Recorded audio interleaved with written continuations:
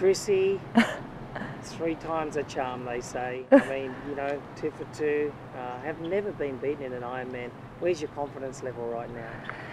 Yeah, I mean it's high, but you got to take each race separately.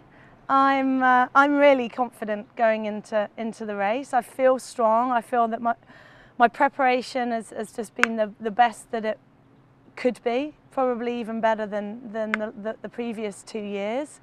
I know what it feels like to win, and I really appreciate the opportunities that come with being world champion, and I don't want to let that go easily. Chrissie, you know what? The greatest thing about you is that, you know, you're giving everything back to the race, and you're not expecting to take too much away from it. So is your attitude the perfect attitude for a professional athlete? Every athlete's different, you know. Hopefully I bring something to the sport that other people don't.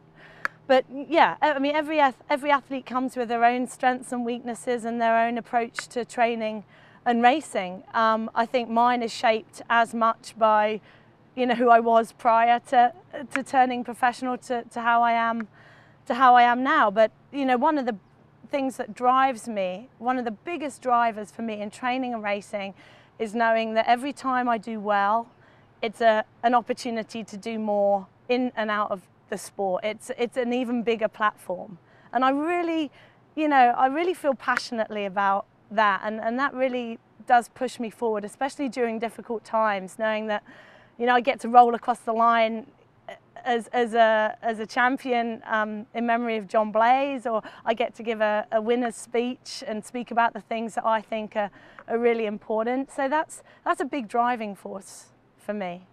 Is there an opportunity for you to give the winner's speech this year, do you think? I hope so. I hope so. Finally, I just wanted to ask you about your competition here this week. You know, there's a couple of new players. There's a couple of girls that haven't done Ironman before, same old players like from last year. Yeah. How are you going to take care of them? I'm going to focus on myself, and I think you'll get the majority of athletes saying exactly the same thing. You've got to be aware of what's going on around you. You know, I'm aware of the strengths and weaknesses of the other athletes, but I can only go out there and execute the race that I think I'm capable of. And if they've improved 15 minutes on last year and capable of catching me, then that's great. And there are some really strong athletes, and I know that it's going to be a tough race, and I'm really going to be pushed to the line, and I hope that I am. Mirinda particularly, I think is going to feature. Yvonne and Sandra, of course. Katrina, my good friend Katrina Morrison, she's going to be up there in the mix. But there are so many others that have performed well this year. Teresa Marcel, you know, she's really coming on under Brett. Bet Keat, of course. So I mean, there's so many, and who would, you know, discount Natasha? She's a phenomenal athlete. She knows what it takes to win, and she's got the physical ability and the mental spirit to fight for it. So I certainly wouldn't discount her, but ultimately I hope that I won't be seeing any of them. I hope they'll be behind me.